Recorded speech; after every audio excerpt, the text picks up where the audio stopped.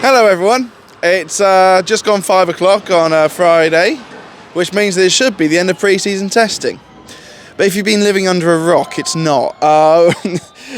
It's been a crazy week. So basically, on Tuesday there was a fire. If you haven't seen the FEZ show already, we sort of sum it up there. There was a fire in the WAE garage, and WAE who provide the batteries, and that meant that there was no running until yesterday afternoon, so they did a 4.5 hour session then they've crammed 10 hours into one day. And yeah, we're still going, and we have to film this now because we've got a train to catch in 3.5 hours, and that's not enough time, apparently. So, we'll get straight to it then, and this is the pit walk, but well, you can see the pit lane, but you know, just imagine that the teams are over there. We'll start with the team that was last in last year's championship, which is Apt, and Lucas Di Grassi is back home. He's re-signed there after his time at Venturi and at Mahindra, and he's back, but he hasn't really been setting the timing boards alight this week, apart from about 20 minutes ago where he set the fastest time of the weekend because he cut the chicane and didn't give up enough time. His time was then deleted and went from the top of the table back down to about 18th, but he set the 21st fastest time of the weekend. Nico Muller only 16th, so not a huge amount from the app team this week, but yeah, we know what the powertrain for Mahindra was like last year.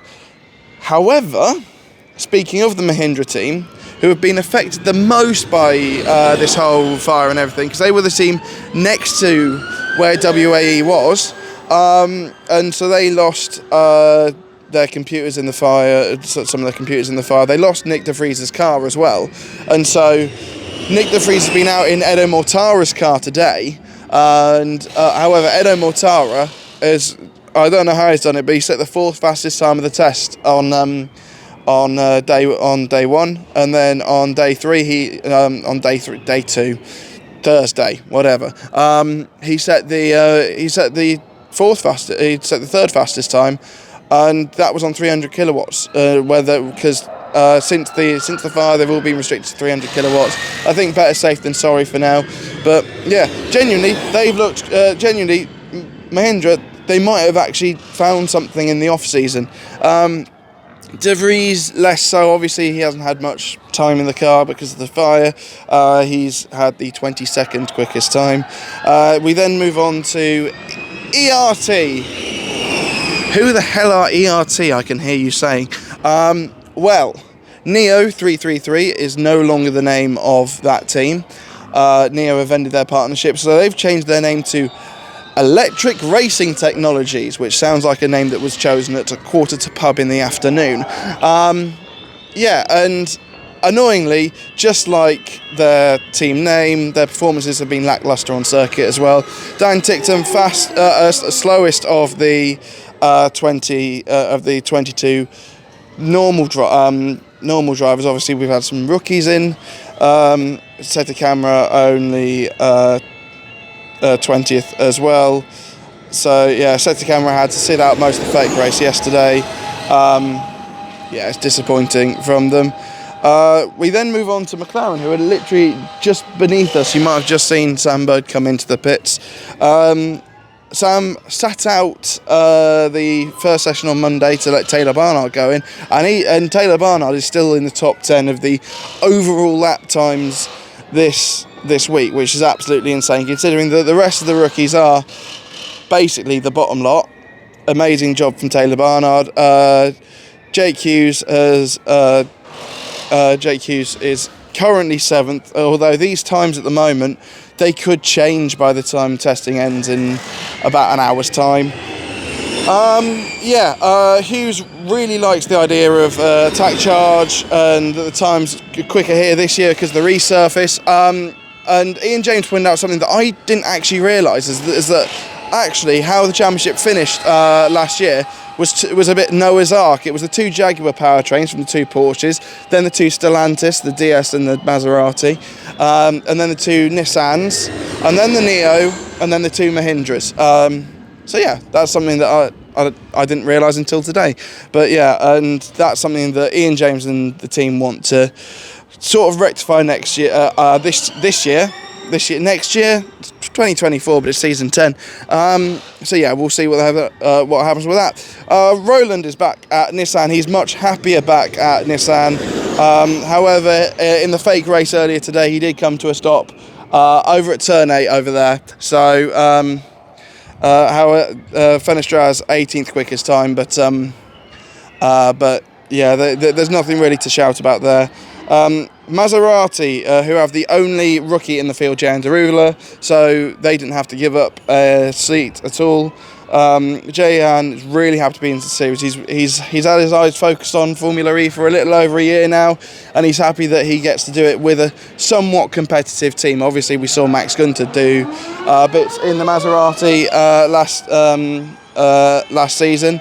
We'll see how Jayan gets on, and actually I think Max is a great mentor for him, because they both came into Formula E from somewhat middling careers in Formula 2. Like Jayan's won a few races but has never properly challenged for the title, and I think Max was similar before he made the jump over to Formula E. So actually I think that's a good pairing, and Jayan will learn a lot out of Max.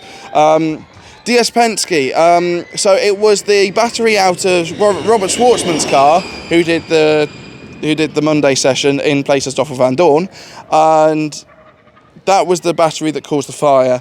Apart from that, DS had just got on with their own thing, and they haven't really troubled the times. Verne was up there for a little bit, but apart from that, that's all they wrote. Porsche, I'd say the best performing team over the course of this test, and that's a stark contrast to last year. Remember what I said last year? Top Porsche was Jake Dennis in 13th or something like that. This year, Da Costa's second fastest time, Wehrlein 6th. Da Costa's really settling in well at the Porsche team, and actually yesterday they handed Da Costa's car to Gabi Jilkova for the rookie test, but she can only do 3 hours of the 4.5, so they put Da Costa in for the final 45 minutes or so, because they had to redo the seat, and in the 8 laps that he did, he put it the second fastest time of the afternoon. So I think Da Costa's quite happy. Yeah, and they feel competitive out the gate because of what happened last year. They've come here and they've been quick. So is that an even more dangerous sign for Porsche? Could they properly challenge for the title this season? There is Pascal Wehrlein, if you just saw out the corner. We then move on to Andretti. Jay Dennis, another person who set out the thing for the rookie thing that then became irrelevant really because of all the shenanigans that have happened this week. He got his first taste of the car yesterday. Nato feels happy at Andretti. Roger's happy with him so far, that they've done a solid job hiring him, because they want to go for the team's championship, and he feels that he is the missing piece. It'll be a good wingman to Jake, and will be there to pick up the pieces when Jake isn't fighting for wins, like we know him to do quite well. Actually, a little tidbit: they both went off at turn 8 in the fake race at the same time. Not sure what that's about, but yeah, it was quite funny. Jaguar, the two Kiwis. Mitch Evans has just been rapid this week. He set the fastest time on Monday, he set the fastest time yesterday. He currently isn't the fastest today, but he has the fastest lap time of the session of the week, and that's the time he set on Monday, because yesterday and today they're capped 300 kilowatts. I think that's just a precaution. Cassidy, he says even though he switched, because on paper it looks like he's switched teams, he hasn't switched cars or anything like that, but he does feel that there is a difference coming from Envision to Jaguar, and that there's more resources available to him now, and that he's in a bigger team than he was at Envision. Speaking of the reigning team champions, Envision, Freins actually won the fake race this morning that was correctly predicted by Jack John Maynard last night in a conversation that wasn't recorded. He also had a PU change this afternoon. Seb has looked very quick. He's at the third fastest time of the test. Envision, because it's the same powertrain going from this year to last year, they're expecting to do quite well again. And Freins wants attack charge to be properly mandated, everything ironed out before we head to Mexico. Otherwise, we don't use it in Mexico. That's more or less the long and short of it. Right, my voice has gone, which is usually when I'd say, right, there we go, that's it. But I'm not doing this anymore. This pit walk, there wasn't a pit walk, the last time I'm going to be at a circuit. So this has been incredible. The best 2 years of my life, but it's time to save up some money, I think. So thank you very much for watching over the last 2 years. Hopefully I'll be back at a racetrack sometime, wherever. Who knows? I've had the absolute best time at the circuit. See you around.